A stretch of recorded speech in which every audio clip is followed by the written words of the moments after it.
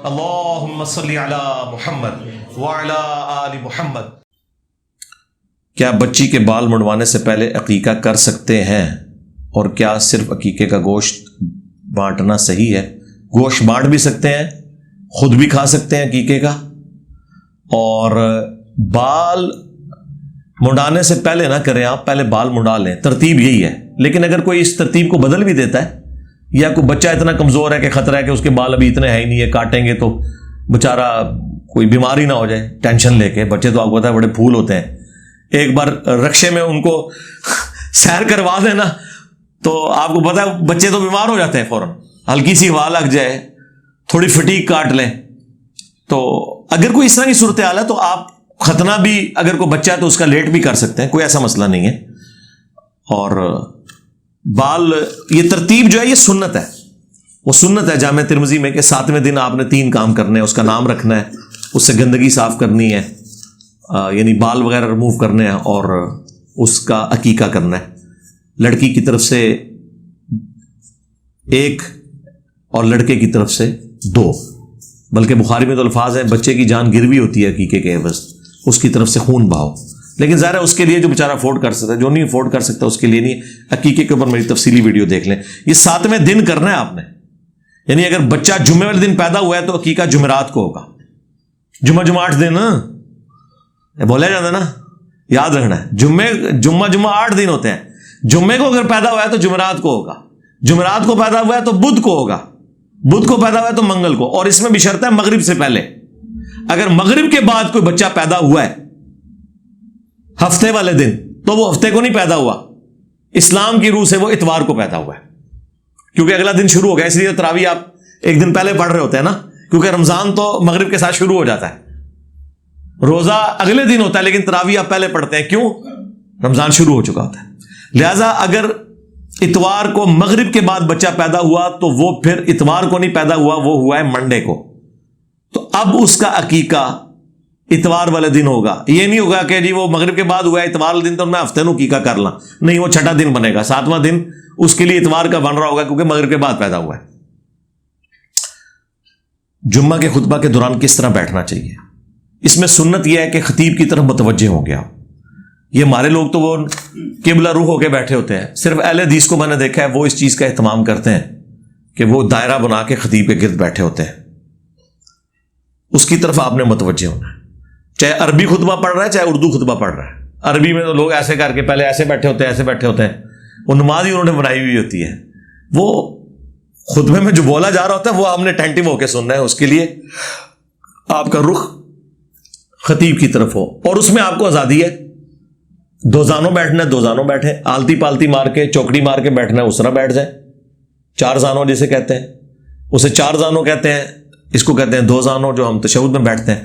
البتہ ابو داؤد میں حدیث ہے کہ نبی علیہ السلام نے خطبے کے دوران احتبا کر کے بیٹھ کے، جسے ہم کہتے ہیں اردو میں گوٹھ مار کے بیٹھنا، یعنی دونوں گھٹنے کھڑے کر کے اور یوں اس کا کلاوا مار کے، خطبے کے دوران ایسے بیٹھنا منع ہے۔ ویسے آپ بیٹھ سکتے ہیں کیونکہ یہ ریلیکسنگ موڈ ہے، اس میں بندے کو نیند آ جاتی ہے، خطبے میں تو ویسے ہی بڑی نیند آتی ہے، تو اس لیے نا اس حالت میں جمعے کے خطبے میں بیٹھنے سے نبی علیہ السلام نے منع کیا۔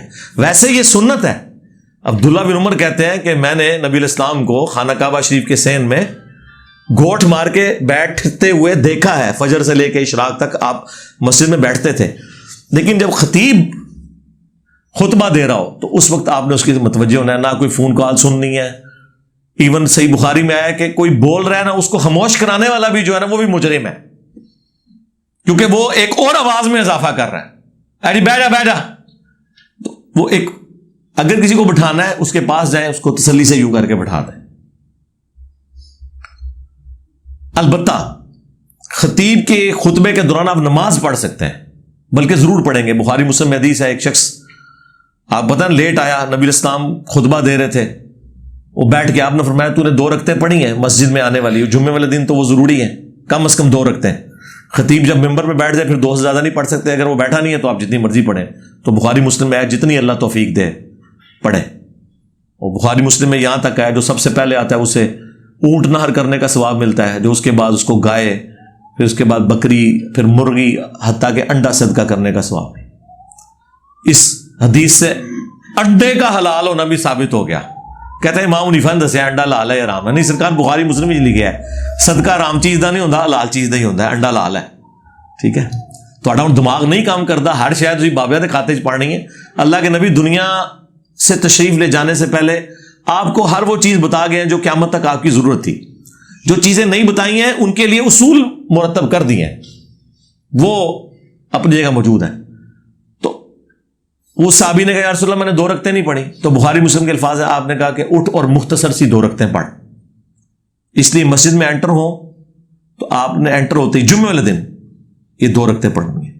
ویسے ہمارے جو بریلوی اور دیوبندی خطیب حضرات ہیں وہ تو اپنی توہین سمجھتے ہیں کہ وہ خطبہ دے رہے ہو آپ 2 رکعتیں پڑھنا شروع کرتے ہیں, وہ کہتے ہیں دیکھو جی میری بےزتی کرتی نے, میں تقریر پہ کرنا ہے نماز شروع کرتی نے, میں تو بھائی وقفہ دیاں گا نا. بھائی وہ جو بعد والا وقفہ ہے وہ آپ نے خود نکالا ہوا ہے. دوسری بات, حکم یہ ہے کہ آپ نے مسجد میں جمعے کے دن بیٹھنا ہی نہیں اس وقت تک جب تک کہ 2 رکعتیں پڑھ نہیں لینی. بخاری مسلم کی حدیث ہے. اب تیرا حکم مانے ہم یا نبی الاسلام کی بات مانے, تو اس لیے اس کا کوئی برا نہ مانا کریں. اہل حدیث ایسی حرکت نہیں کرتے کیونکہ انہیں پتا ہے کہ یہ سنت ہے. ایون ان میں جو سمجھدار لوگ ہیں اگر وہ دیکھیں کہ کوئی بندہ اس طرح ہے وہ خود اسے کہہ دیتے ہیں سنت پہ عمل کرتے ہوئے پہلے 2 رکعتیں پڑھو پھر بیٹھو. جب حضرت عیسیٰ علیہ السلام کا نزول ہوگا, صلیب کو توڑ دیں گے, جزیہ موقوف کر دیں گے, ذرا رہنمائی فرمائے. جی یہی رہنمائی ہے جو آپ نے لکھ دی ہے. میرے کو ڈیٹ پوچھ رہے ہو اوریا مقبول جان صاحب تو ہم دس سکتے ہیں, یا ڈاکٹر سرار صاحب فوت ہو گئے نے انہوں کو پوچھ سکتے سو اینا دی نہیں گل کر رہا ایک ڈمی میوزیم تمہیں. ہاں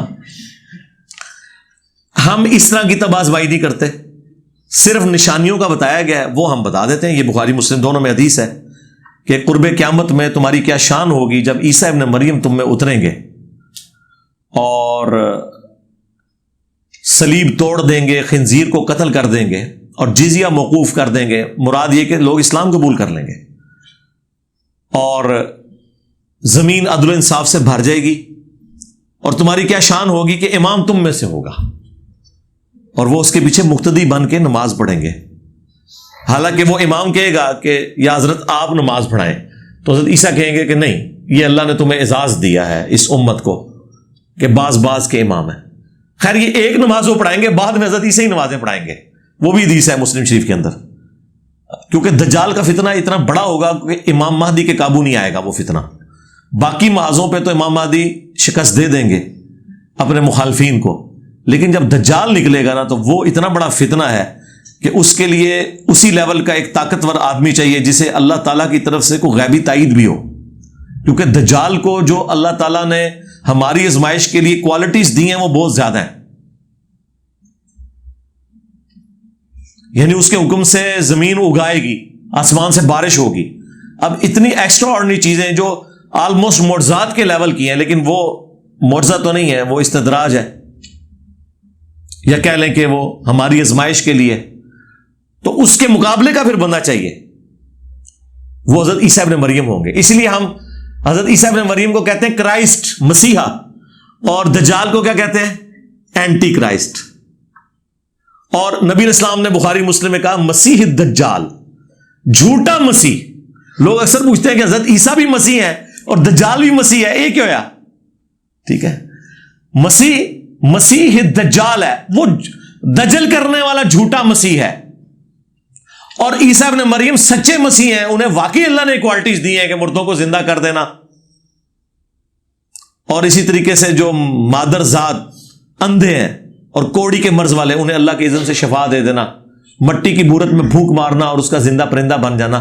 یہ جو اتنے بڑے بڑے معجزات ہیں وہ اوریجنلی جس کے معجزے ہیں نا اللہ کی طرف سے, وہ عیسیٰ ابن مریم ہے علیہ السلام, اور یہ مسیح الدجال ہوگا. تو حضرت عیسیٰ ابن مریم کو اللہ اتنی پاور دے گا کہ ان کے سانس کی وجہ سے بھی دجال نمک کی طرح پگھلے گا. وہ ان کے مقابلے میں نہیں آئے گا بلکہ وہ ان کو دیکھ کے بھاگے گا. مسلم شریف میں تو بڑی تفصیلی احادیث ہیں, بخاری میں بھی ہے, مسلم میں تو پوری ترتیب کے ساتھ, مشکات کی تیسری جلد میں بھی آپ کو مسلم کے حوالے سے ملے گا, اور میرا ایک تفصیلی ویڈیو بھی اس کے اوپر آپ دیکھ لیں, نزول مسیح اور حیات مسیح علیہ السلام, جس میں غامدی صاحب نے کچھ اشکالات اٹھائے تھے, میں نے ان کا جواب دیا ہے. تو اس میں مسلم شریف کے الفاظ ہیں کہ مقام لد پر عیسیٰ ابن مریم اسے قتل کر دیں گے. مقام لد جو ہے وہ اسرائیل کے اندر ایک گاؤں تھا، صدیوں سے گاؤں تھا، کسی کو پتہ ہی نہیں تھا کہ یہاں کیا ہونا ہے، حالانکہ مسلم شریف میں تو اس کا نام موجود تھا. وہ آج بھی ہے لڈ، وہ ڈی کے ساتھ لکھتے ہیں. یہ تو 60s میں جب اتنا بڑا ایئرپورٹ بنایا ہے نا اسرائیل نے اس گاؤں میں، تو پھر ہمیں پتہ چل گیا کہ ہاں لگتا ہے کہ دجال یہ کوئی اپنا چارٹر طیارہ لے کے یہاں سے بھاگ رہا ہوگا اور عیسیٰ ابن مریم ایئرپورٹ پہ اسے پکڑ لیں گے. تیری ایسی دی تیسی. ٹھیک ہے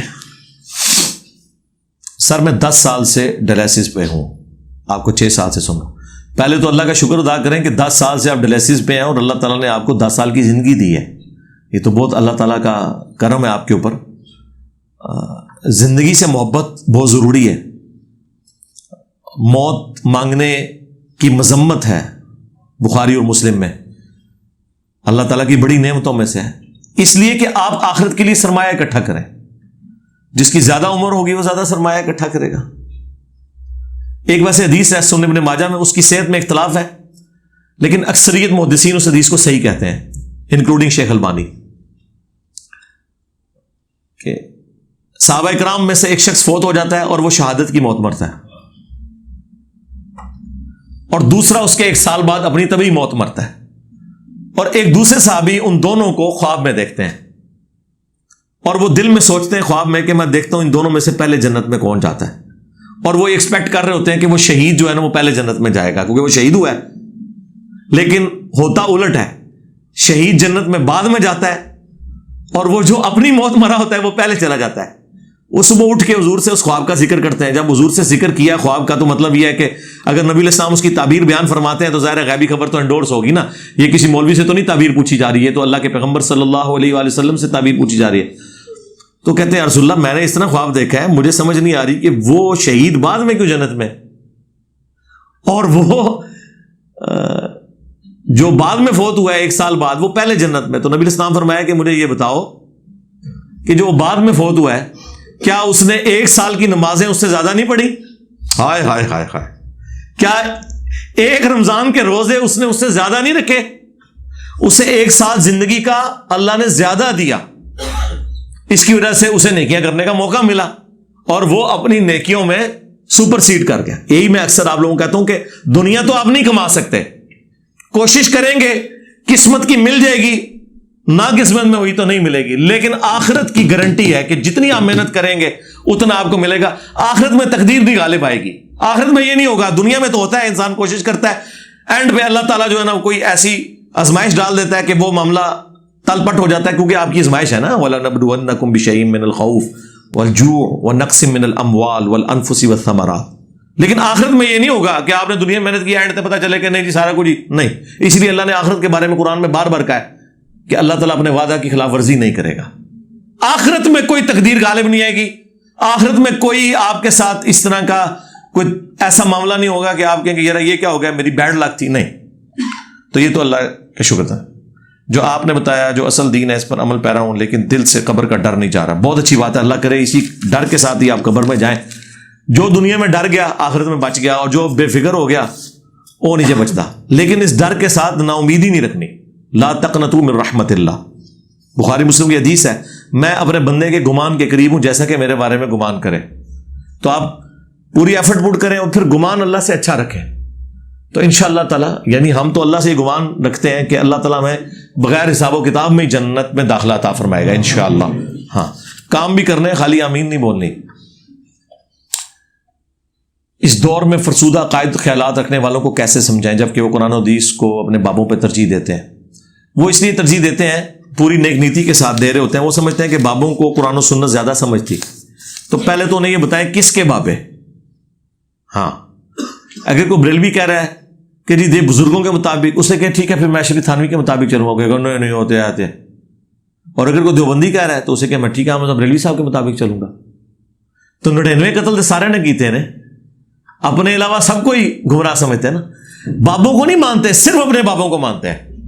تو انہیں کہیں یار باقی بابوں کو تو ہم سمجھ رہے ہیں کہ انہوں نے کام ڈالا ہے، صرف تمہارے بچے تھے تو ذرا دیکھو اگر سارے ڈال رہے ہیں تو وہ تمہارے بابوں کے بارے میں بھی سوچتے ہیں، تو بہتر نہیں کہ اس بابے کو پکڑیں جس کی قبر مدینے میں ہے، جو واقعی اوریجنل بابا ہے. بلکہ وہ یہ بابا وہ اردو والا بابا جان النبی اولا بالمؤمنین من انفسہم وازواجہ امہاتہم، نبی مومنین کی جانوں پر ان سے بڑھ کر حق رکھتے ہیں، اور نبی کی بیویاں امت کی مائیں ہیں، تو نبی ہمارے باپ ہوئے روحانی، تو ان کو پکڑیں جن کی قبر مدینے میں صلی اللہ علیہ وآلہ وسلم۔ ما ضل صاحبکم وما غوا، جو نہ کبھی بہکے ہیں نہ کبھی بے راہ چلے ہیں۔ تو سمجھانے کا طریقہ کیا ہے؟ اس کے لیے میں نے میرے بھائی بڑی دفعہ بتایا ہے، مجلس 50 میرا انٹرویو، اس میں میں نے ساری ٹیکٹکس، یا پنجابی میں اس کو گدڑ سنگیاں کہہ دیں، بتا دی ہیں کہ ایک بریلوی کو کیسے دعوت دینی ہے، ایک دیوبندی کو کیسے دعوت دینی ہے، ایک اہل حدیث کو کس طرح دینی ہے۔ پچھلی دفعہ بھی میں کو 15-20 منٹ اس کے اوپر بولا ہوں، وہ میں نے جب بعد میں اس کو سنا تو مجھے لگا یہ بڑی مزے کی گفتگو ہے، وہ انشاءاللہ ہم اسے اپلوڈ بھی کر دیں گے۔ باقی مجلس 50 انٹرویو آف انجینئر محمد علی مرزا، جس میں آلموسٹ 22 سوالات مجھ سے ہوئے تھے، 4 گھنٹے کا وہ آلموسٹ انٹرویو ہے، اس میں نے سارے اپنی زندگی کے جتنی ایفرٹس کر کے میں نے چیزیں سیکھی تھی بتا دی ہیں۔ If possible, kindly touch upon ethics at the end of your weekly lectures for improvement of general civic sense۔ ہم سے زیادہ کون بھائی اس طرح کی باتیں کرتا ہے؟ مذہبی پلیٹ فارم سے تو ایسی باتیں ہوتی ہی نہیں ہیں، ہم تو سوشل ایتھکس کے اوپر اور اس طرح کی ساری ایشوز کے اوپر وقتاً فوقتاً جب کوئی واقعات آتے ہیں اسی وقت بولتا ہوا بندہ اچھا لگتا ہے نا۔ عام حالت میں آپ رمضان میں آپ بیٹھ کے میلاد کی باتیں کریں تو کسی کو مزہ تو نہیں آئے گا، اس کا مزہ آتا ہے رمضان میں، رمضان کی باتوں کا، اور میلاد کی باتوں کا میلاد کے مہینے میں، اور محرم کی باتوں کا محرم کے مہینے میں۔ جب کبھی بھی اس طرح کے کوئی انسیڈنٹ ہوتے ہیں جو سوشل ایشوز ہوتے ہیں، میں کرنٹ افیئر کے طور پہ اس کے اوپر بات کرتا ہوں، خواہ وہ سری لنکن کا قتل ہوا، خواہ وہ ایک باپ نے اپنی 7 دن کی بیٹی کو قتل کر دیا، اس کے اوپر میں نے ڈسکشن کی، ٹریفک سگنل توڑنے کے اوپر، جو لوگ ٹیکس نہیں پے کرتے ان کے اوپر، میں تو ہر ایک ٹاپک کے اوپر بولتا ہوں، آپ کوئی ٹاپک لکھیں اس پہ میری ویڈیوز کھل جائیں گی۔ باقی ظاہر ہے کہ ہم لوگوں کو ایجوکیٹ کر رہے ہیں، اصل ایجوکیشن یہ ہے کہ آپ لوگوں کے اندر خوف خدا پیدا کریں، باقی چیزیں اس کی کورولری ہیں۔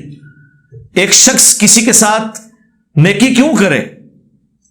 جب تک کہ اس کا دنیا میں کوئی فائدہ نہ ہو، یا پھر یہ ہے کہ دنیا کا تو فائدہ نہیں ہے، آخرت میں اللہ مجھے جزا دے گا، تو پھر آپ ہر ایک کے ساتھ نیکی کریں گے۔ تو یہ جو دوسرے والا معاملہ ہے نا کہ اللہ مجھے جزا دے گا، یہ ایک ایسا چیک ہے جس کے ذریعے آپ لوگوں کو برائی سے بچا کر نیکی کے راستے پر چلا سکتے ہیں۔ باقی یہ سارا جو یہ سینس والے معاملات ہیں نا، یہ ہر بندے کی ذمہ داری ہے کہ اپنے بچوں کو سکھائے۔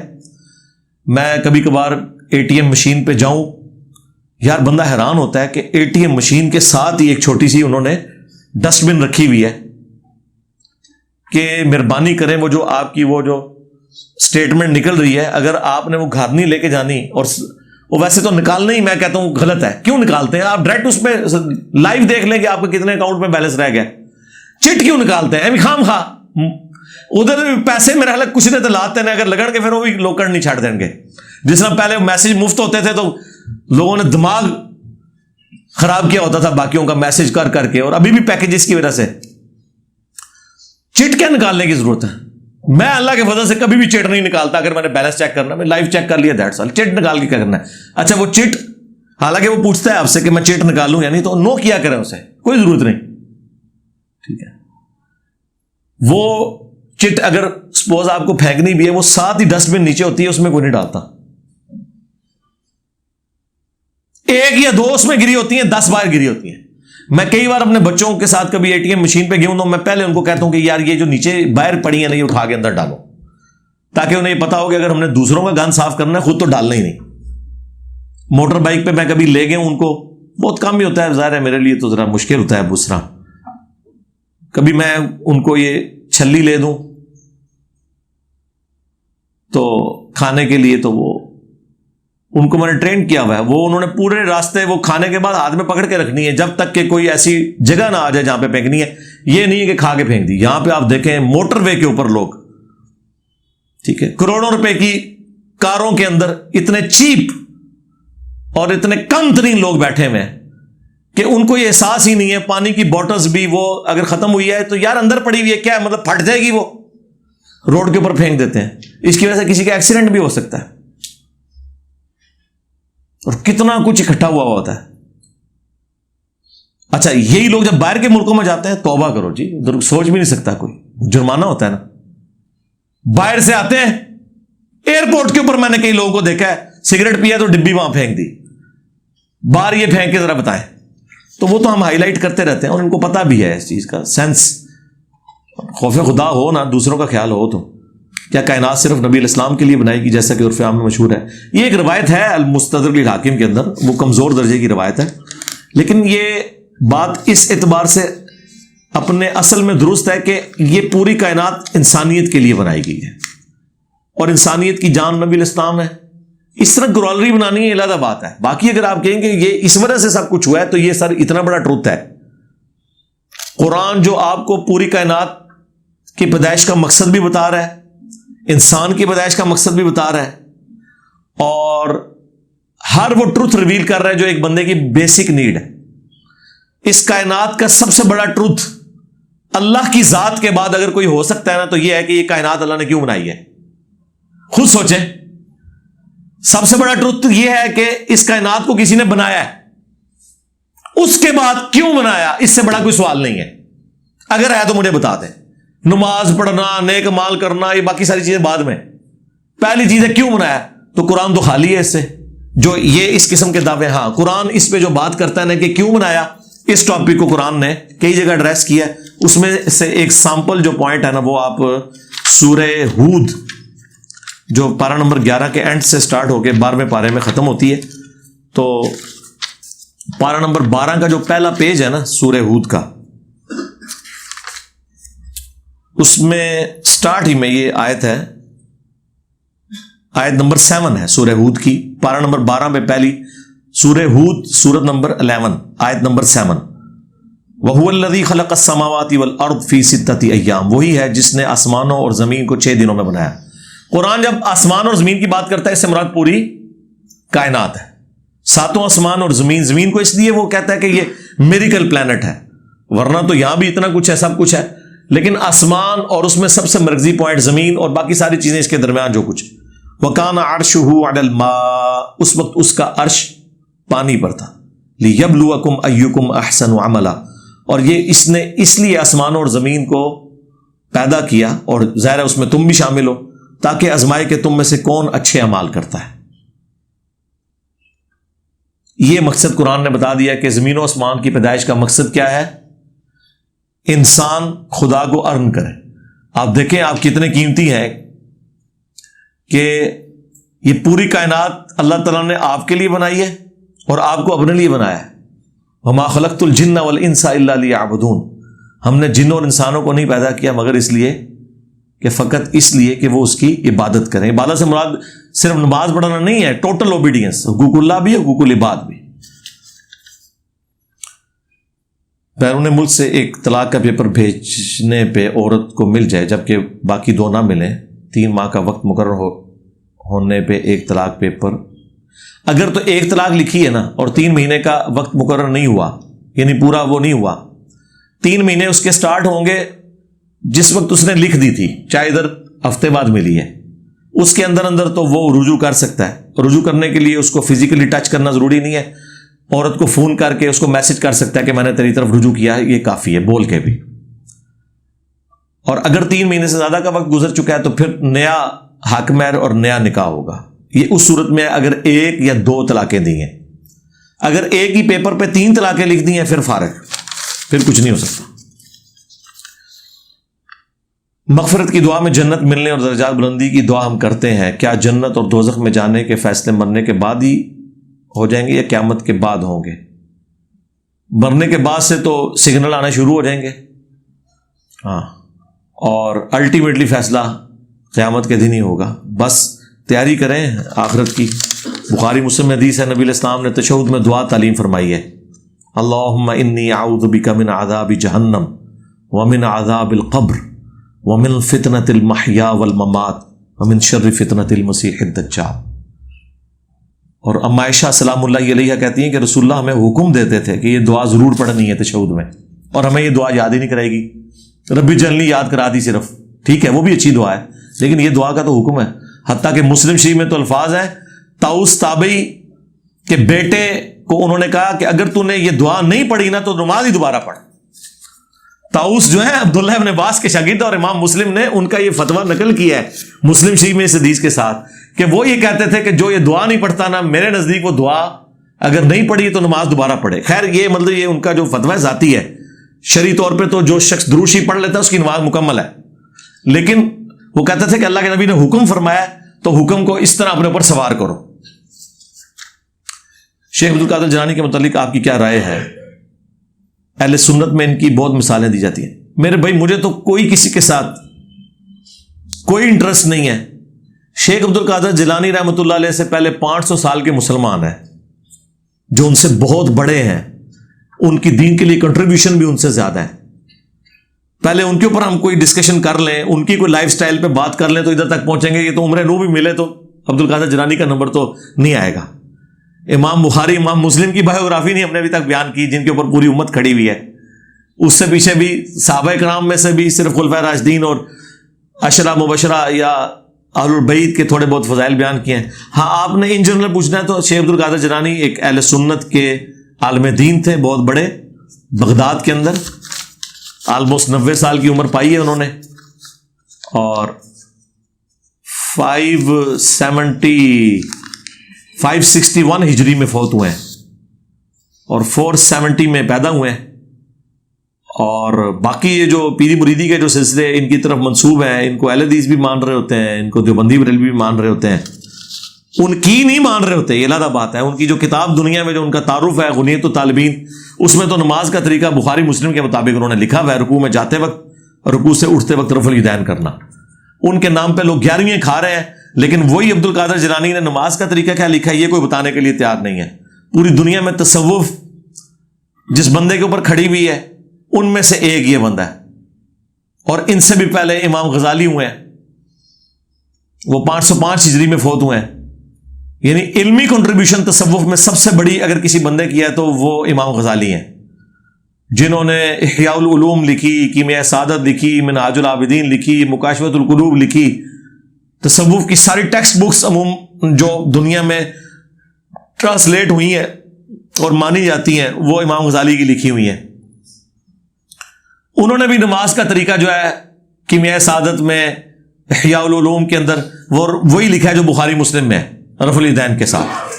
بس نام بزرگوں کے لیتے ہیں، کام میں نہ دے بزرگوں کے خلاف نے کہتے ہیں مکھیاں مار دینے تو تھوڑے سارے بزرگ مکھیاں مار دے رہے ہیں. مور اور سانپ کیا جنتی ہیں؟ مطلب جنت سے آئے ہیں؟ سرکار ہمیں تو یہ پتا ہے کہ ہم جنت سے آئے ہیں.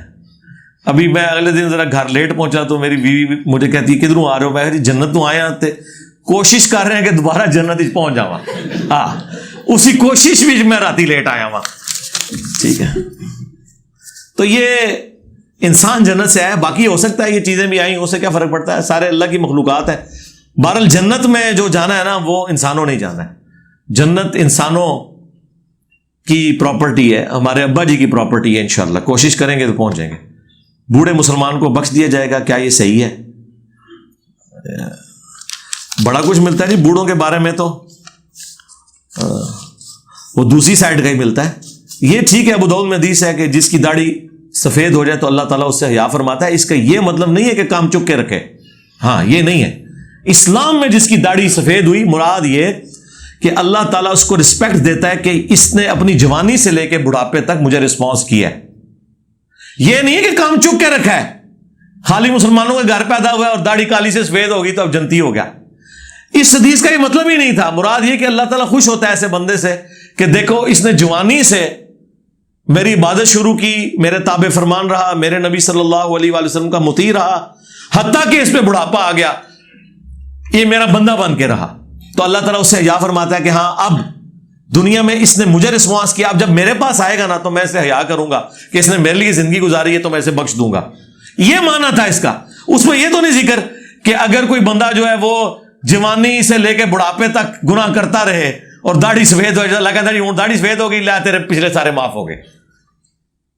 یہ اس کے اوپر قرآن و سنت کا مقدمہ کھڑا ہوا ہے. اس طرح نہیں ہے. Online networking business جس میں تھوڑی سی سرمایہ کاری کرتے ہیں اور ساتھ میں مزید لوگ شامل کرنے پہ پیسے ملتے ہیں. اس طرح جنرل میں بات نہیں کروں گا. حلال اور حرام کاروبار کے 4 اصول میری ویڈیو دیکھ لیں، فارکس ٹریڈنگ لکھیں تب بھی وہ ویڈیو کھول جائے گی. اس میں نے چیزیں بتائی ہیں. دو بنیادی چیزیں ہیں جن کا آپ نے خیال رکھنا ہے. ایک تو یہ ہے کہ اس کاروبار میں سود یا جوئے والا کوئی معاملہ نہیں ہونا چاہیے, اور دوسرا جو اس سے بھی زیادہ امپورٹنٹ ہے کہ وہ غرر اور دھوکے پہ مبنی نہ ہو, یعنی فزیکلی وہ چیز ایگزسٹ کرتی ہو. یہ زبانی کلامی نہیں ہے کہ یہ چیز خریدی اور ادھر بیچ دی, نہ وہ خریدی نہ بیچی, فزیکلی وہ چیز ایگزسٹ کرتی ہو.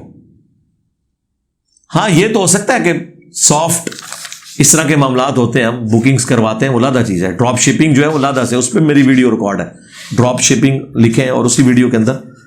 تو باقی جو آن لائن اگر تو حلال کام کا کاروبار ہو رہا ہے اور اس کے اوپر آپ کو کوئی فائدہ مل رہا ہے اور اس میں کوئی دھوکہ نہیں ہے, وہ واقعی ایگزسٹ کرتا ہے اور اس میں سے واقعی نفع ہوتا ہے اور وہ ڈکلیئرڈ بھی ہو کاروبار. یہاں پہ آپ کو پتا ہے کہ پاکستان میں آپ جو کاروبار کرتے ہیں تو اینول رپورٹ میں اس کاروبار کو ڈکلیئر کرنا ہوتا ہے, جو کمپنیاں رجسٹرڈ ہوتی ہیں اسٹاک ایکسچینج کے اندر. اس لیے میں کہتا ہوں جب تک اسٹاک ایکسچینج میں کوئی کمپنی رجسٹر نہیں ہے, آپ کیسے چیک کر سکتے ہیں کہ یہ کیا کاروبار کر رہے ہیں اور ان کو کتنا نفع ہوا کتنا نقصان ہوا؟ وہ سارے ڈبل شاہی ہوں گے نا. یہ مداربے والے آپ مولوی کام ڈال گئے نا آپ کو, وہ دیوبندی رائے ونڈ والے, وہ رائے ونڈ والوں کا بھی بیچاروں کا قصور نہیں, انہوں نے بھی لانے برات کیا تھا لیکن کام تو ڈل گیا. میرے آفس میں ایک کلیگ تھے تبلیغی جماعت کے, ان دنوں ایپیکس پہ تھا وہ ڈبل شاہ والا وہ معاملہ جو ہے نا, وہ جو مداربہ والا جو تھا. تو پنڈی اسلام آباد میں وہ میرے پاس آیا, کہتا ہے میری بہن جو ہے نا وہ بیوہ ہو گئی ہے, تو کوئی کاروبار کرنا چاہتا ہوں. تو میں نے سوچا کہ میں نا یہ ان کو دیتا ہوں, وہ کاروبار کرتے ہیں, ان کے بڑے سٹورز ہیں, یہ ہے وہ ہے, تو وہ اتنا پروفٹ وعدہ کر رہے ہیں. میں نے کہا تم ان کا دفتر پہلے وزٹ کر کے سارے چیزیں دیکھ کے مجھے بتاؤ. دفتر وزٹ کر کے آئے, میں نے کہا یہ مجھے بتاؤ وہ گورنمنٹ کے پاس رجسٹرڈ ہے کہیں پہ؟ کہتے ہیں رجسٹر کوئی نہیں ہے, وہ بوریے جڑا نا نوٹ رکھ رہے ہیں اپنے, دیکھو نوٹ بوریوں میں سنبھالے جاتے ہیں, وہ تائیں سنبھال رہے ہیں تو آڈے نے, انہوں نے کہڑے واپس کرنے نے, اپنی چیز کو اس طرح رکھتا ہے. ٹھیک ہے, میں نے کہا یار مرضی تیری اپنی ہے, لیکن میں تجھے بتا دوں کہ میرا تو زندگی کا اصول ہے جس کام میں مولوی انوالو ہونا, چاہے وہ دین کا معاملہ ہو یا آخرت کا, وہ دو نمبری پہ ہے.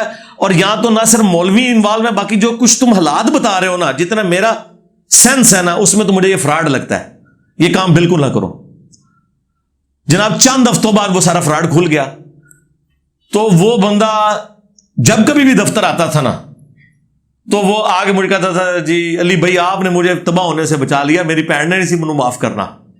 ٹھیک ہے, اور وہ آج تک اس احسان کے تلے دبا ہوا تھا. حالانکہ میں نے تو ایک مشورہ دیا تھا, بخاری مسلم میں حدیث ہے جو شخص آپ سے مشورہ مانگتا ہے وہ امانت آپ کے سپرد کرتا ہے, آپ خیانت نہ کریں. یعنی جو چیز میں خود پسند نہیں کرتا, یہاں پہ لوگ رشتے کرانے کا بڑا شوق ہوتا ہے, جی اس کا اس سے رشتہ کرا دو. ان سے پوچھیں کہ اگر یہی ہے تو تم اپنی بچی کا رشتہ دے دو نا. وہ کہا نہیں ہے قابل ہے, تو لوگوں کی بچیاں جھونک رہے اس میں. آپ اپنے آپ کو اس جگہ رکھیں جو بخاری مسلم میں حدیث ہے کہ تم میں سے کوئی شخص مؤمن نہیں ہو سکتا جب تک کہ کسی دوسرے کے لیے وہی چیز پسند نہ کرے جو اپنے لیے پسند کرتا ہے. ہاں یہ شرط ہے.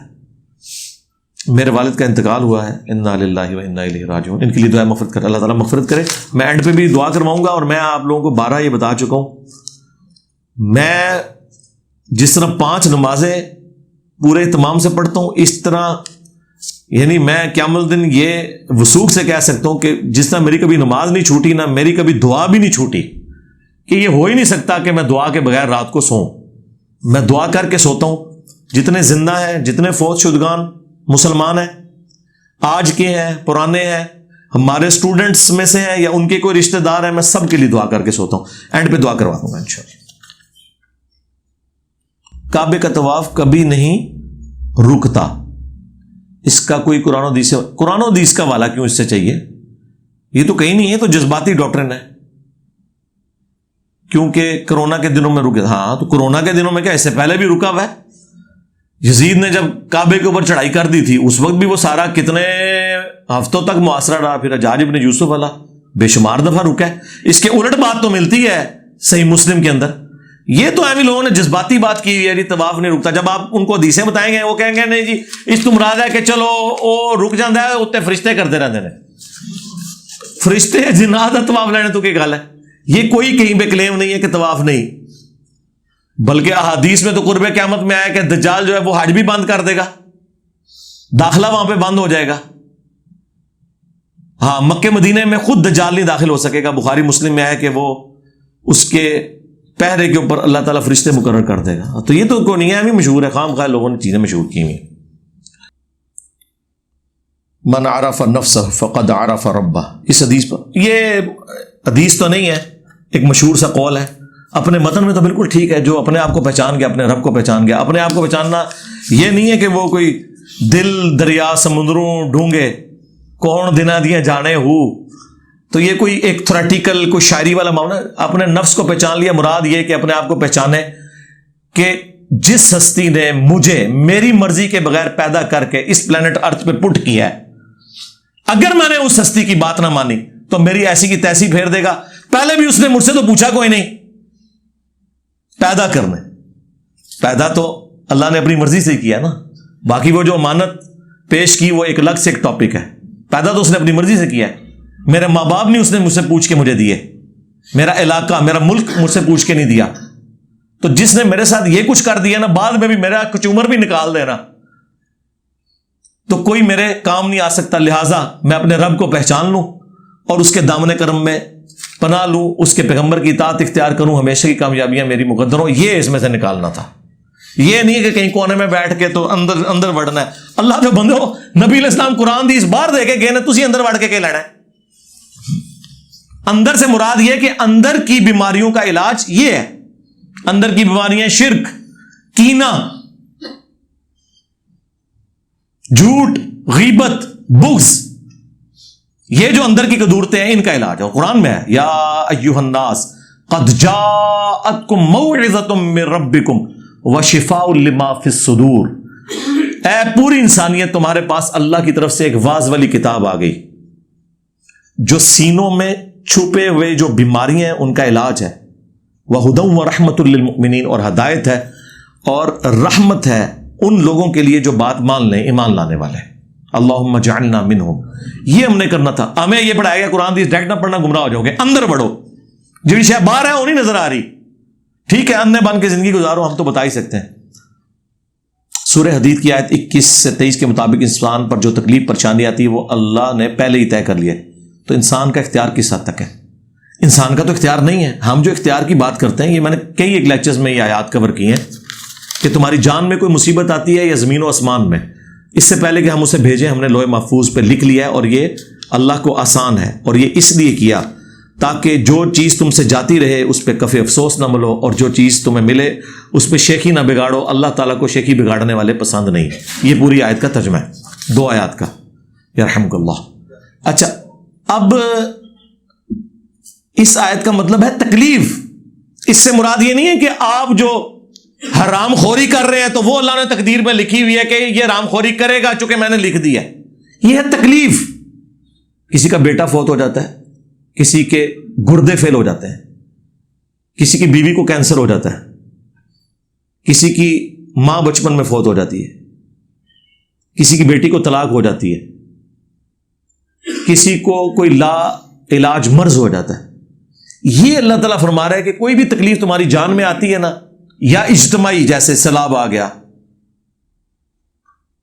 یہ وبائی امراض آ گئے, ٹورنیڈوز آ گئے, جنگلات میں آگ لگ گئی, فصل برباد ہو گئی, یہ جتنی چیزیں ہیں نا یہ اللہ نے تقدیر میں لکھ لی ہیں کہ یہ تکلیفیں آنی. اس سے مراد یہ نہیں ہے کہ آپ نے جو نماز نہیں پڑھی تو یہ لکھا ہوا تھا جی اس نے نماز نہیں پڑھنی لہذا نہیں پڑھے گا. نماز روزہ نماز اور اللہ کے احکامات کا کہاں ذکر ہے, یہ ان تکالیف کا ذکر ہے. وَلَنَبْلُوَنَّكُمْ بِشَيْءٍ مِّنَ الْخَوْفِ وَالْجُوعِ وَنَقْصٍ مِّنَ الْأَمْوَالِ وَالْأَنفُسِ وَالثَّمَرَاتِ. باقی جو ہماری تقدیر اس حوالے سے کہ اللہ نے جنتیوں کا جنتی ہونا اور جہنمیوں کا جہنم ہونا لکھا ہے وہ اللہ کا علم ہے, وہ نہ آپ کو پتا نہ مجھے پتا. مولا علی علیہ السلام نے بھی پوچھا یا رسول اللہ جب پہلے ہی لکھا ہوا ہے, بخاری مسلم کی حدیث ہے, تو پھر ہم لکھے پہ ہی اکتفا کر لیتے ہیں, ہم پھر نیک اعمال کیوں کر رہے ہیں؟ تو حضور نے زبردست جواب دیا. آپ نے فرمایا اعمال کرتے جاؤ, جو جنت کے لیے پیدا ہوا ہے اس کے لیے جنت کے اعمال آسان ہو جائیں گے, جو جہنم کے لیے پیدا ہوا ہے اس کے لیے جہنم کے اعمال آسان ہو جائیں گے. کیا جملہ بولا ہے حضور نے. مراد یہ کہ جب پوٹھا کام کر لو تو سمجھ لو میں اور جنمیاں, تو چپ کر کے چنگے کام شروع کر دو اور سمجھو میں جنتی ہوں. یہ جو کہتے ہیں بخاری مسلم حدیث ہے پوری زندگی جنتیوں والے اعمال, ایک بالش رہ گیا اور پھر جہنم میں. او سرکار وہ ریاکار کے بارے میں ہے, وہ اس منافق کے بارے میں ہے جسے آپ تو بہت بڑا بزرگ سمجھ رہے تھے، اندر سے وہ کام ڈال رہا تھا. وہ آخرت میں اللہ تعالیٰ کھولے گا نا کہ یہ تو فراڈیا تھا.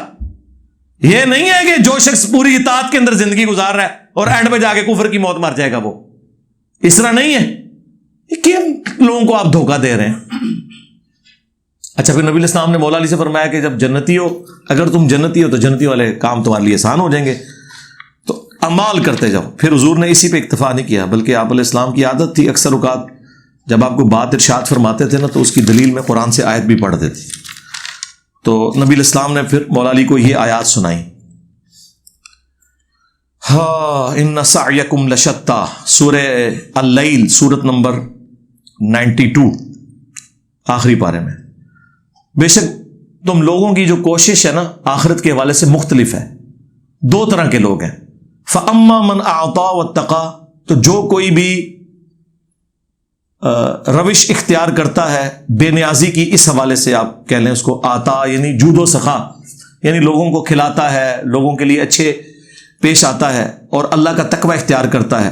وَصَدَّقَ بِالْحُسْنَى، اور جب کبھی بھی کوئی سچی بات اس تک پہنچے فوراً اس بات کو ایکسیپٹ کر لیتا ہے.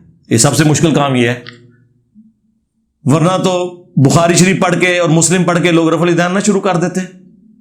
اسی لیے تو مسلم کی حدیث ہے، تکبر یہ نہیں کہ تم اچھا لباس پہنو یا اچھے دکھو، اللہ بھی خوبصورت ہے، خوبصورتی کو پسند فرماتا ہے. تکبر یہ ہے کہ تم حق بات سے اناد کرو، جب دل گواہی دے دے کہ بات ٹھیک ہے تو تم چھوڑ دو. یہ اصل میں اکڑ ہے اللہ کے مقابلے پہ، اور دوسروں کو حقیر جانو. بخاری مسلم میں حدیث ہے، رائی کے دانے کے برابر بھی جس میں تکبر ہوا وہ جنت میں نہیں جانے کا. یہ سارے متکبرین ہیں. سورہ زمر میں جہنمیوں کو اللہ تعالیٰ نے فرمایا یہ متکبرین ہے. حق دل نے گواہی دی، قبول نہیں کیا. ابو جہل کو پتہ نہیں چل گیا تھا؟ ولید ابن مغیرہ جو حضرت خالد ابن ولید کے والد تھے، وہ اتنے سمجھدار آدمی تھے، انہیں پتہ چل گیا تھا. اس لیے اللہ نے پھر ان پہ غصہ نکالا ہے نا قرآن میں. تو جس نے جود و سخا کی روش اختیار کی، تقوی اختیار کیا اور ہر سچی بات کی تصدیق کی، فَسَنُيَسِّرُهُ لِلْيُسْرَى، تو عنقریب ہم اس کے لیے آسانیاں پیدا کر دیں گے، یعنی وہ پھر جنت کی طرف پہنچ جائے گا.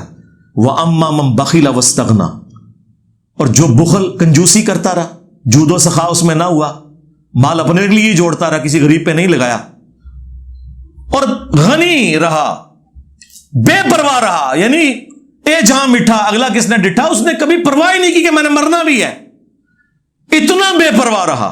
وَكَذَّبَ بِالْحُسْنَى، اور جب کبھی کوئی اچھی بات اسے بتائی گئی اس نے جھٹلائی تھی بجائے ایکسپٹ کرنے کے. فَسَنُيَسِّرُهُ لِلْعُسْرَى، تو عنقریب ہم پھر اسے وہ مشکل والی چڑھائی چڑھائیں گے. اللہم لا تجعلنا منہم، اللہم انا نسألک جنت الفردوس مع النبیین والصدیقین والشہداء والصالحین. کلاس میں کوئی نالائق سٹوڈنٹ ہو، ٹیچر سال کے اینڈ پہ کہے کہ پتر منو لگتا ہے تو نہیں پاس ہونا، تو فیل ہو جائے گا، اور وہ فیل بھی ہو جائے، تو کیا یہ کہے گا کہ جی استاد نے ایک دن پہلے کہہ دیا تھا اس لیے میں فیل ہو گیا ہوں؟ استاد نے فرما دیا تھا. بھئی استاد نے تیرے کرتوت دیکھ کے فرمایا تھا، اس نے کسی لائق آدمی کو تو نہیں کہا. اللہ کا علم تو بہت کامل ہے. اللہ کو اپنے علم سے پہلے ہی پتا ہے کہ اس کو میں اختیار دوں گا تو یہ اپنی مرضی سے خود جہنم میں جائے گا، اللہ کے کہنے پہ نہیں، اپنی مرضی سے.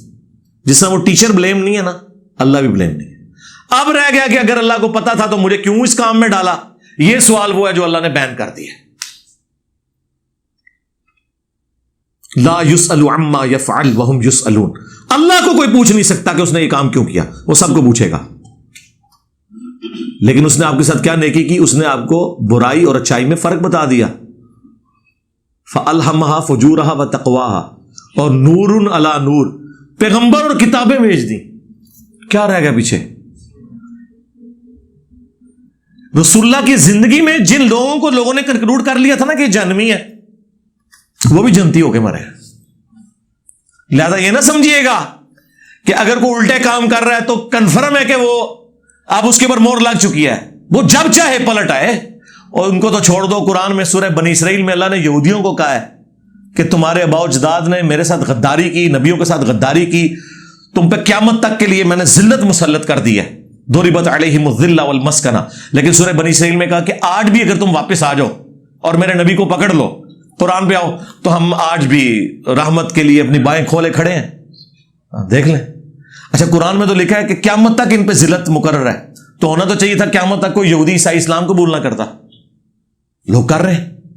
مراد یہ کہ ان کے کرتوت ایسے ہیں, اگر کرنا خود جنت میں جانا چاہیں گے تو اللہ تعالیٰ زبردستی نہیں روکے گا, آؤ,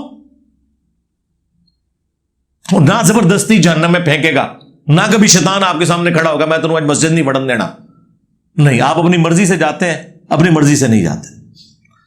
تقدیر کے اوپر میں نے 4 لیکچر دیے ہیں, 200 آیات اور بخاری مسلم کی ساری تقدیر کی احادیث میں نے کور کی ہیں. مسئلہ 103 104 A B C. آپ مسئلہ تقدیر اور انجینئر محمد علی مرزا لکھیں تو وہ ساری ویڈیوز کھل کے آپ کے سامنے آ جائیں گی. حویلیاں شہر میں 12 ربیع الاول کے جلوس پر پابندی کے باوجود یہ ہوا. یہ میرے بھائی پابندی تو سارے پولیٹیکل جماعتوں کے اوپر ہوتی ہے. عمران خان صاحب کے کس جلسے کی ان کو اجازت ملی ہے؟ کرتے ہیں کہ نہیں کرتے؟ تو کیا گولیاں چلتی ہیں ان کے اوپر؟ عمران خان صاحب کے دور میں نون لیگ کو, JUIF کو کئی دفعہ اجازت نہیں ملی ڈی سی کی طرف سے, جلسے انہوں نے کیے ہیں, تو کیا وہاں بم پھاڑ دیے کسی نے؟ وہ یہ چھوڑیں گے نا, یہ کون سی ایسی بات ہے؟ گورنمنٹ کا کام ہے کہ وہ پرووائڈ کرے جگہ بھی اور اجازت بھی دے. باقی تو میں تفصیلی پہلے بول چکا ہوں اس کے اوپر.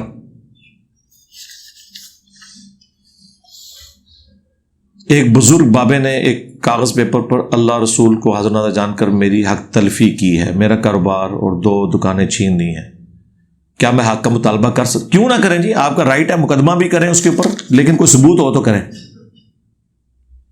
یہ ذہن میں رکھیے گا. ثبوت کے بغیر کیا کر سکتے ہیں؟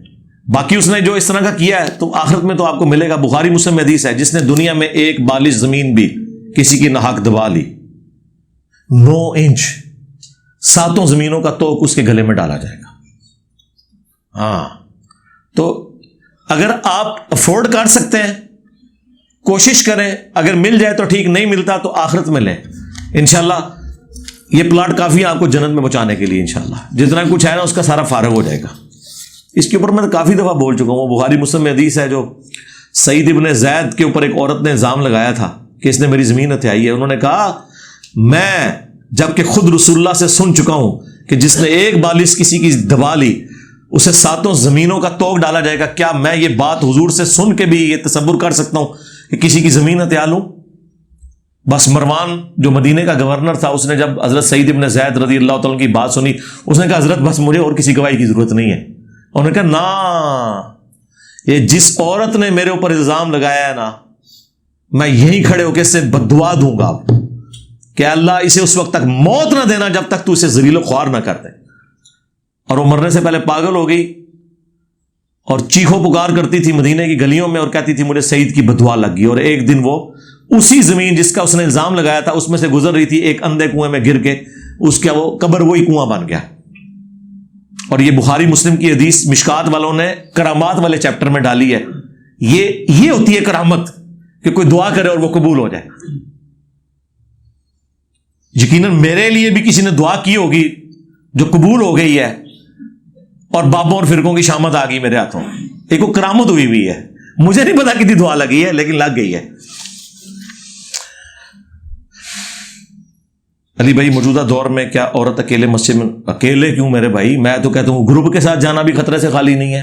کہنا کول جا رہے ہو تسی اللہ دے بندے ہو جڑے بچے نہیں چھڑ دے, کیا بات کر رہے ہیں. ہاں مکے مدینے میں اگر آپ ہیں حرمین میں جہاں پراپر سیکیورٹی کا پورا نظام ہے, کوئی پر نہیں مار سکتا, وہ کوئی ضرورت نہیں مسجد میں جانے کی, گھر میں پڑھے. ابو داؤد ترمذی میں حدیث ہے کہ عورت کی سب سے افضل نماز گھر کے اندر ہے, اور گھر میں بھی جو کوٹھڑی میں ادا کرتی ہے اس سے کم گھر کے کسی کمرے میں اور اس سے کم گھر کے سین میں. یعنی جو آپ باہر نکل رہے ہیں اس کا ثواب کم ہو رہا ہے. تو آپ نے ثواب لینا ہے یا تماشا لگوانا ہے؟ جس طرح وہ ایک عورت پتہ نہیں انڈیا میں بھی کسی مسجد کے اندر پہنچ گئی تھی, وہ مجھے تو لگا بس اس بیچاری کا کوئی ذہنی توازن ٹھیک نہیں تھا, یا کوئی منت وغیرہ اس نے مانی ہوگی, یا کوئی مولویوں سے تنگ آئی ہوگی, غصہ نکالنے پہنچ گئی. میرے دادا ابو آرمی میں تھے, وفات کے بعد پیسے ملے, ان سے دادی نے مکان بنایا. میرے والد بھی فوت ہو چکے ہیں, اب صرف پھوپھی ہیں. کیا پوتوں کا حصہ اس میں بنتا ہے؟ پوتوں کا تو حصہ نہیں بنے گا اگر آپ کے والد جو ہیں وہ دادا سے پہلے فوت ہو چکے ہیں. تو اب اس کا آسان حل یہ ہے جو میں نے وراثت میں بتایا کہ وہ آپ کی دادی اماں زندہ ہے تو وہ آپ کے نام ہبا کے طور پر یا وصیت کے طور پر. ہبا یہ کہ زندگی میں آپ کے نام لگا دیں کچھ حصہ اس کا، 1/3 سے زیادہ نہیں لگا سکتے. اور وصیت یہ ہے کہ میرے مرنے کے بعد ان کو بھی اتنا حصہ ملے، تو پھر آپ کو مل جائے گا قانوناً بھی اور شرعی بھی. میلاد شریف میں گلیوں کو سجانا، لائٹ لگانا کیا بدعت ہے؟ میں نے میلاد کے اوپر ایک پوری محفل ریکارڈ کروائی تھی، محفل میلاد، اس پہ میں نے ڈسکشن کی ہے. ہم یہ سمجھتے ہیں جتنی اس طرح کی جو ایڈوانس ایکٹیویٹیز ہیں یہ نبی الاسلام صحابہ تابعین سے ثابت نہیں ہے، اگرچہ اس دور میں ممکن تھا. رہ گیا ربیع الاول میں پروگرام کرنا، ثابت تو یہ بھی کوئی نہیں، لیکن اس کے اوپر اجماع امت ہو چکا ہے. پوری امت کا اتفاق ہے کہ ربیع الاول میں نبی علیہ السلام کا ذکر خیر کثرت سے کیا جائے، آپ کے معجزات، آپ کی سیرت، آپ کی صورت. باقی جھنڈیاں، ناچ گانا آپ دیکھ رہے ہیں انڈیا میں تو ایسی ویڈیوز آئی ہیں کہ عورتیں بھی ناچ رہی ہیں میلاد کے جلسوں کے اندر. پورے وہ جس طرح وہ میوزک کی محفلیں ہوتی ہیں نا، اس قسم کی ہیں، وہ کھڑے ہو کے لڑکے لادہ سے ناچ رہے ہیں. تو پھر وہ دیکھ لیں آپ. بلکہ ہمارے پاکستان میں بھی ایک مولانا صاحب نے کہہ دیا جی قرآن میں لکھا ہوا ہے کہ آپ اس طرح کا تماشا لگائیں. پھر بعد میں خیر انہوں نے رجوع کر لیا علماء کے کہنے پہ. ہمارے کہنے پہ تو اور ناچنا تھا، انہوں نے اپنے علماء کے کہنے پہ فَلْيَفْرَحُوا کا انہیں ترجمہ سمجھ آ گیا، خوب خوشیاں مناؤ. اور خوب خوشیاں مناؤ وہ قرآن کے لیے تھا. ہاں اس کی کورالری میں نبی علیہ السلام کے لیے تھا، تو وہ تو صحیح مسلم حدیث ہے. نبی علیہ السلام پیر کا روزہ رکھتے تھے، پوچھا گیا کیوں رکھتے ہیں؟ فرمایا فیہ ولدت وفیہ انزل علیہ، اس دن میں پیدا ہوا، اس دن مجھ پہ پہلی وہی نازل ہوئی. تو جشن قرآن اور جشن میلاد ہر سال نہیں، ہر مہینے نہیں، ہر ہفتے منائے آپ منڈے کا روزہ رکھ کے. صحیح مسلم 2750 نمبر حدیث ہے. اسلام میں اولاد کے لیے حکم ہے کہ وہ اپنے والدین کے آگے اف نہ کرے. کیا والدین میں کوئی غلط کر دیں تو اولاد اس کو بھی تسلیم کر لے؟ نہیں، غلط چیز کو تسلیم نہ کرے، لیکن بدتمیزی نہیں کرنی. اگر وہ اپنے لیے کچھ غلط کر رہے ہیں آپ ان کو سمجھا دیں. آپ کے ساتھ کوئی غلط کر رہے ہیں تو آپ کو تو اجازت نہیں ہے. مطلب وہ آپ کو کہتے ہیں بیوی نو طلاق دے دے کام کا، تو نہیں. اللہ کی نافرمانی میں مخلوق کی اطاعت نہیں. بخاری مسلم میں حدیث ہے کہ مخلوق کی اطاعت صرف معروف میں ہے، منکر میں نہیں ہے. اس سے بڑھ کر قرآن میں تو ماں باپ کے بارے میں آیا سورہ لقمان میں کہ ماں باپ کے ساتھ اس نے سلوک کرو، اگرچہ وہ کافر بھی ہیں، لیکن ساتھ ہی فرمایا کہ اگر وہ تجھے ابھارے کہ تم میرے ساتھ کسی کو شریک ٹھہرائے، پھر ان کا کہنا نہیں ماننا. اب شریک سے مراد صرف شرک نہیں ہے، شریک سے مراد ہے اللہ کا ہر حکم توڑنا جو ہے نا، وہ اللہ کے ساتھ شرک کرنا ہے. اللہ نے کہا ہے کہ آپ نے روزہ رکھنا ہے اور آپ روزہ نہیں رکھتے، تو یہ شیطان کا حکم مان رہے ہیں. کسی درجے میں تو یہ شرک ہے. تو اللہ نے کہا یہ کہا ہے کہ آپ نے بیوی کو طلاق دے دینی ہے. استغفر اللہ. مسلم میں تو حدیث ہے کہ شیطان کا تخت پانیوں پہ لگا ہوا ہے، اور شام کو اس کے جب چیلے آ کے اسے بتاتے ہیں ہم نے کیا کیا گناہ کروائے، تو وہ خوش نہیں ہوتا. حالانکہ چوری، زنا، اتنے اتنے گناہ گنواتے ہیں. ایک بیچ میں سے چیلا کہتا ہے میں نے آج میاں بیوی میلاد کی کروا دی ہے. وہ اس کو گلے لگا کے ملتا ہے کہ اصل کام تو نے کیا ہے. یار جو نبی آپ کو یہ بتا رہے ہوں کہ شیطان سب سے زیادہ خوش ہوتا ہے میاں بیوی کی علیحدگی سے، اور جو نبی آپ کو یہ بتا رہے ہوں، بخاری مسلم میں حدیث ہے کہ کوئی اپنی بیوی سے بغض نہ رکھے، اور صحیح مسلم کے اندر حدیث ہے کہ دنیا برتنے کی چیز ہے اور سب سے بہترین سرمایہ نیک بیوی ہے. اور بخاری مسلم میں حدیث ہے کہ عورت ٹیڑھی پسلی سے پیدا ہوئی ہے، اسے سیدھا کرنے کی کوشش نہ کرو، اس سے نفع حاصل کرو. سیدھا کرو گے تو توڑ بیٹھو گے، اور اسے توڑنا، اسے طلاق دینا ہے. یعنی حضور تو کہیں اجازت نہیں دے رہے طلاق دینے کی. آپ کے ماں باپ کو کون سا دین کسی نے پڑھا دیا ہے؟ وہ کس احمقوں کی دوزخ میں رہ رہے ہیں، جنت میں نہیں کہنا چاہیے کہ انہیں اس طرح کی باتیں کسی نے پڑھا دی ہیں. جی وہ طلاق دے دو. کوئی وحی نازل ہوئی ہے؟ ہاں کسی کے اوپر وحی نازل ہو. حضرت ابراہیم علیہ السلام نے اپنے یعنی بیٹے سے کہا تھا کہ اس کو طلاق دے دو، اپنے گھر کی چوکھٹ بدل لو، وہ علیحدہ معاملہ ہے. وحی کے ذریعے اگر کوئی فیصلہ ہو وہ ایک علیحدہ چیز ہے. باقی تو اس چیز کو کنڈیم کیا گیا. قرآن میں تو یہاں تک آیا عورت بے حیائی بھی کرے تب بھی اس کو بستر سے الگ کرنا ہے. طلاق کا تو وہاں پہ بھی نہیں ہے. اس سے بڑا اور کیا جرم ہو سکتا ہے؟ طلاق والا تو معاملہ، اسی لیے ابو داؤد میں حدیث ہے اللہ کو حلال چیزوں میں سب سے ناپسند طلاق ہے. حلال اس لیے کہ بعض اوقات جینون ضرورت ہے، کوئی ایسا میڈیکل ایشو بن جاتا ہے جس کی وجہ سے طلاق لینی پڑ جاتی ہے، زندگی موت کی کشمکش کوئی بن جاتی ہے، تو وہ پھر ایز اے لاسٹ ریزارٹ اس کی اجازت ہے، ورنہ آخری درجہ. ترمذی میں تو یہاں تک حدیث ہے جس عورت نے بغیر وجہ کے طلاق لی وہ جنت کی خوشبو بھی نہیں پائے گی. دوسری طرف تو ہمیں یہ کہا جا رہا ہے کہ آپ نے یہ کام نہیں کرنا. تو یہ کس نے ان کو پڑھا دیا ہے کہ آپ نے، ہمارا حضور نے یہ تسلی دی ہے. بخاری مسلم میں حدیث ہے، نبی علیہ السلام نے فرمایا کہ عورت کی اللہ نے نیچر ایسی بنائی ہے کہ پوری زندگی اس کے ساتھ حسن سلوک کرو، اور کبھی تم سے کوئی اونچ نیچ ہو جائے تو یہ آخر میں یہی کہے گی کہ جب سے تیرے عقد میں آئی ہوں خیر کا ایک دن نہیں دیکھا. یہ حدیث آپ یاد رکھیں، اور جب کبھی آپ کی بیوی آپ پہ غصہ کرے نا، اس حدیث کو یاد کریں اور انجوائے کریں. میری بیوی تو جب غصے میں ہوتی ہے نا، فوراً حضور کی بات ذہن میں لاتا ہوں، میں کہتا ہوں صدق رسول اللہ، حضور نے بالکل سچ فرمایا تھا. میرے نبی تو جھوٹے نہیں ہو سکتے نا، اور میرے نبی کی سچائی کو اسٹیبلش کرنے کے لیے ضروری ہے کہ ہماری بیوی ہمارے ساتھ یہ کچھ کریں، اور پھر ہم سنیں اور انجوائے کریں کہ ہمارے نبی نے سچ فرمایا تھا. بس اجازت ہے یہ انجوائمنٹ کرنی، طلاق نہیں دینی. یار نمک کم ہے نا سالن میں تو پلیٹ نہیں توڑنی، نمک مانگ لیں. پلیٹ بھی تو تسی کمائی ہوئی ہے اللہ دے بندے ہو. ہاں غصہ نکال سکتے ہیں آپ، یعنی مجھے کبھی اس طرح غصہ آیا تو میں یہ کہہ دیتا ہوں کہ میرا دل تو کہہ رہا ہے یہ پلیٹ میں ادھر ماروں، لیکن اللہ نے منع کیا ہوا ہے. ٹھیک ہے، بچوں کو میں کہتا ہوں دل تو کر تیرا منہ توڑ دوں، لیکن نبی السلام نے چہرے پہ مارنے سے منع کیا، اس لیے میں رک جاتا ہوں. تو آپ اس طرح غصہ اتار لیں. جو شخص تعویذات کر کے لوگوں کو دیں اور امامت بھی کروائے، تعویذات سے مراد تو اگر جادو ٹونا ہے تو وہ تو کافر ہے، سعودی عرب میں تو قتل کر دیتے ہیں. اگر ان تعویذات سے مراد یہ جو تعویذات ہیں تو نماز تو اس کے پیچھے ہو جائے گی، اہل بدعت میں سے ہے. اگر تعویذ میں وہ کوئی قرآن یا اس طرح کی چیزیں لکھتا ہے، اور اگر کوئی شرکی الفاظ لکھتا ہے تو وہ بہت بڑے لیول کا جرم ہے. بہرحال بہتر تو ہے کہ آپ کوئی اور امام تلاش کر لیں. اگر کوئی نہیں ملتا نماز آپ کی بھی ہو جائے گی انشاءاللہ. قرآن میں ہے کہ جو جہنم میں جائے گا وہ ہمیشہ جہنم میں رہے گا، اور جو جنت میں نہیں، اس طرح نہیں لکھا میرے بھائی. قرآن میں تو 2 جگہ لکھا ہے، ان اللہ لا یغفر ان یشرک بہ ویغفر ما دون ذلک لمن یشاء. اللہ شرک کو معاف نہیں کرے گا، اس کے علاوہ جتنے گناہ ہیں معاف کر دے گا جس کے لیے چاہے گا. تو معاف کرنے کا کوئی طریقہ کار ہوگا نا. دوسری طرف اللہ تعالیٰ قرآن میں ہی کہہ رہا ہے کہ اگر نیکیاں بھاری ہوں گی تو آپ جنت میں جائیں گے. اب مجھے بتائیں ایک بندے نے شرک نہیں کیا ہوا، اس کی نیکیاں کم پڑ گئی ہیں، برائیاں زیادہ ہیں، تو قرآن کی روح سے تو وہ جنت میں نہیں جا سکتا. تو اب کیسے جائے گا جنت میں؟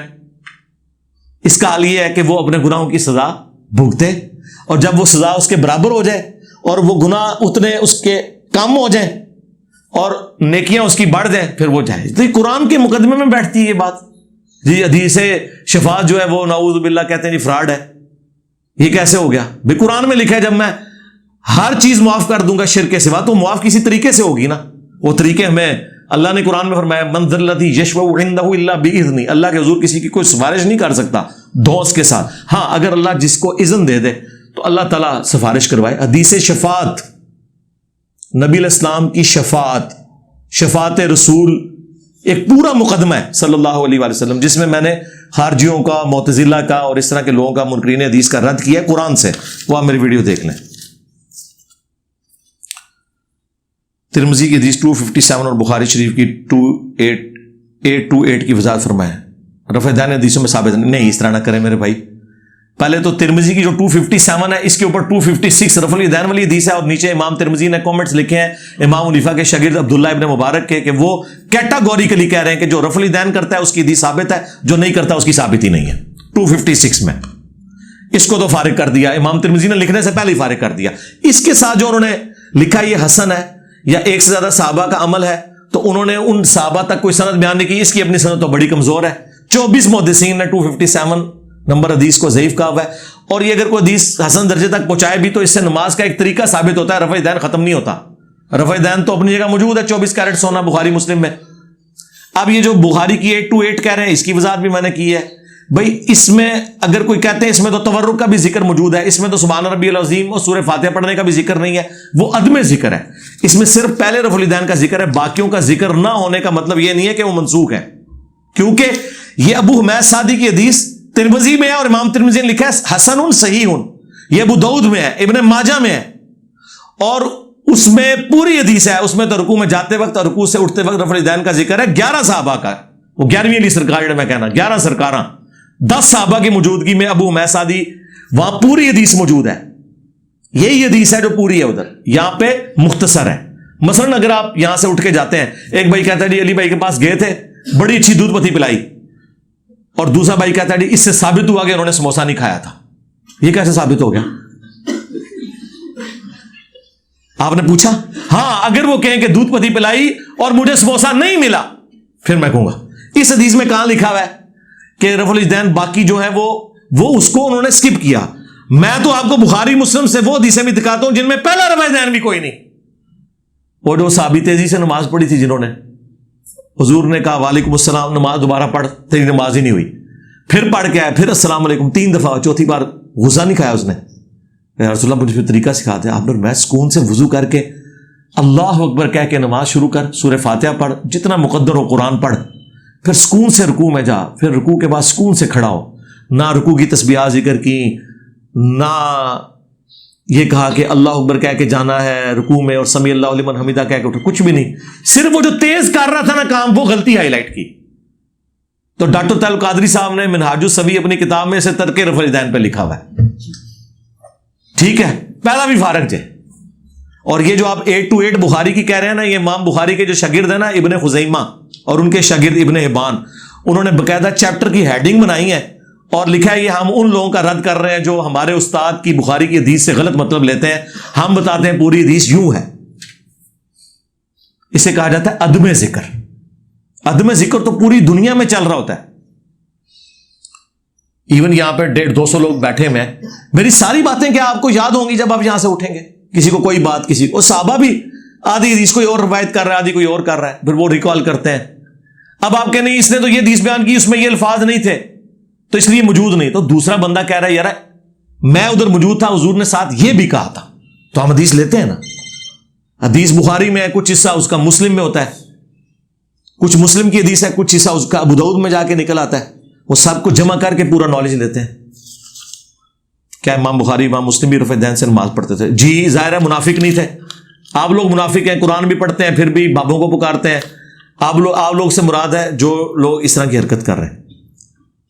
قرآن میں تو آیا کہ وہ کیوں کہتے ہو جو کرتے نہیں ہو. اگر امام بخاری امام مسلم نماز کا طریقہ لکھی رفع الیدین سے رہے ہیں تو یہ تو آؤٹ آف کوسچن ہے. یہ تو اسی طریقے سے ہے کہ علی بھائی وہ نبی الاسلام کے زمانے میں حضرت ابوبکر ایک دفعہ صحابہ کرام کو نماز پڑھا رہے تھے تو حضور آئے تو انہوں نے مصلی چھوڑ دیا. تو وہ جو حضرت ابوبکر نماز پڑھا رہے تھے اس سے پہلے وضو کیتا سی انہوں نے؟ میں کہوں گے ہاں یار کیا. وہ کہیں گے اس میں تو نہیں لکھا ہوا. اے بھی آ گیا تمہیں ذکر دی مثال. اور لاتے بندے ہو, یہ تو آؤٹ آف کوسچن ہے. تسی اگے بھی ٹر پو گے کہ غسل بھی ایسی ہونا تھا کہ نہیں, وہ تو نہیں لکھیا. یہ انڈرسٹوڈ ہوتا ہے. کیا نبی علیہ السلام نے جتنی نمازیں پڑھی ہیں ساری نمازوں کی تفصیلات حدیث میں آئی ہے؟ آپ کی 23 سالہ زندگی چلے اس میں بھی جو مدنی زندگی جس میں آپ نے اعلانیہ جو 5 نمازوں کا شیڈیول ہے 11 سال کا, 11 سال کی ہر نماز کا ہر وضو کا ذکر کیا موجود ہے؟ نہیں. اتنی تفصیل کے ساتھ تو ضرورت ہی نہیں ہوتی. تو انڈرسٹوڈ ہوتی ہیں وہ چیزیں.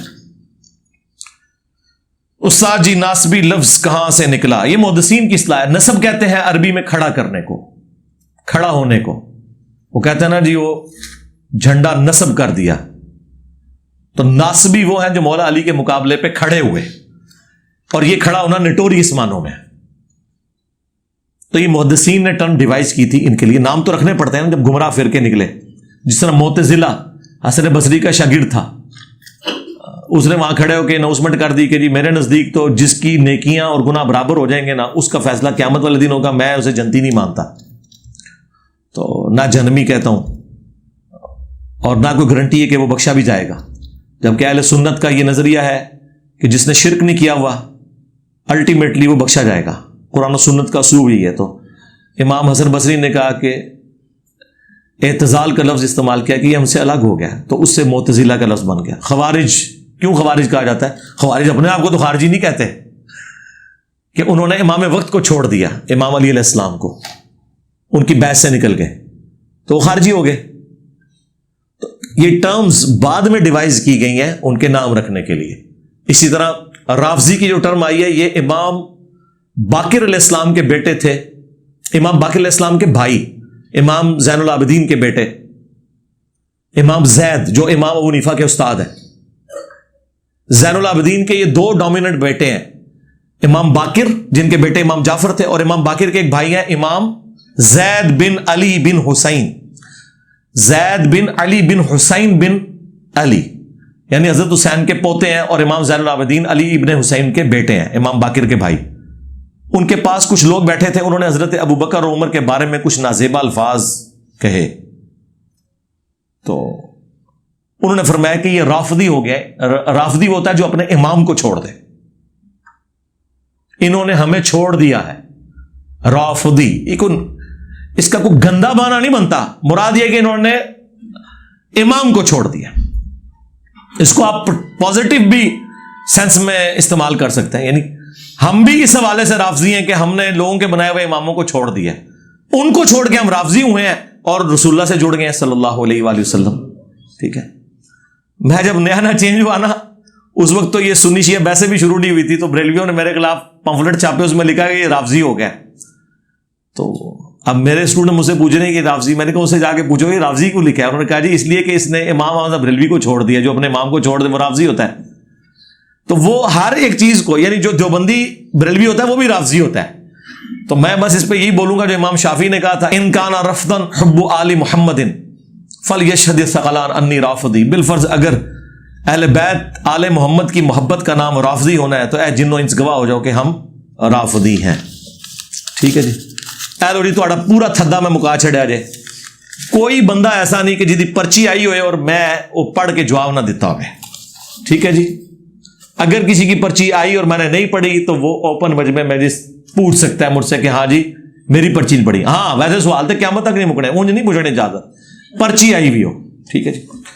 اللہم انی اسألک بانک انت اللہ لا الہ الا انت الاحد الصمد الذی لم یلد ولم یولد ولم یکن لہ کفوا احد والہکم الہ واحد لا الہ الا هو الرحمن الرحیم الف لام میم اللہ لا الہ الا هو الحی القیوم اللہم صلی علی محمد وعلی آل محمد. اے اللہ جن جن بھلائیوں کا سوال تیرے محبوب صلی اللہ علیہ وآلہ وسلم نے تجھ سے کیا، ہمارے حق میں، ہمارے ماں باپ کے حق میں، ہمارے بیوی بچوں کے حق میں، پوری امت کے حق میں قبول و منظور فرما. جن جن چیزوں کے شر سے تیرے محبوب علیہ السلام نے تیری پناہ طلب کی، تمام مسلمانوں کو ان چیزوں کے شر سے اپنی پناہ عطا فرما. حاضرین کے جتنے بھی چھوٹے بڑے رشتہ دار فوت ہوئے مغفرت فرما دے. جو بیمار ہیں حاضرین میں سے یا ان کے رشتہ دار پوری دنیا میں جہاں کی مسلمان قسم پرس کی زندگی گزار رہے ہیں، اے اللہ غیب سے ان کی عزت آبرو جان و مال کی حفاظت فرما. اللہم اغفر لحینا ومیتنا وشاہدنا وغائبنا وصغیرنا وکبیرنا وذکرنا وانثانا. اللہم من احییتہ منا فاحیہ علی الاسلام ومن توفیتہ منا فتوفہ علی الایمان. اللہم ربنا آتنا فی الدنیا حسنہ وفی الآخرۃ حسنۃ وقنا عذاب النار ربنا آتنا من لدنک رحمۃ وہیئ لنا من امرنا رشدا. اے اللہ پوری دنیا میں مسلمان جہاں کہیں ظلم کی چکی میں پس رہے ہیں، خصوصاً کشمیر میں، انڈیا میں، فلسطین میں، چائنا میں، یمن میں، عراق میں، شام میں، افغانستان میں اور پاکستان میں بھی جو سیلاب زدگان ہیں، اللہ سب کی عزت آبرو جان و مال کی حفاظت فرما، ان کے لیے آسانیاں فرما. اے اللہ ہمیں اپنی موت سے پہلے پہلے قبر و آخرت کی تیاری کرنے کی توفیق عطا فرما. ربنا هب لنا من ازواجنا وذرياتنا قرة اعین وجعلنا للمتقین اماما. اللهم احسن عاقبتنا في الامور كلها واجرنا من خزي الدنيا وعذاب الاخرة. ربنا آتنا من لدنك رحمة وهيئ لنا من امرنا رشدا. ربنا لا تزغ قلوبنا بعد اذ هديتنا وهب لنا من لدنك رحمة انك انت الوهاب. سبحان ربك رب العزة عما يصفون وسلام على المرسلين والحمد لله رب العالمين وصلى الله على النبي الكريم وعلى آله وصحبه أجمعين إلى يوم الدين.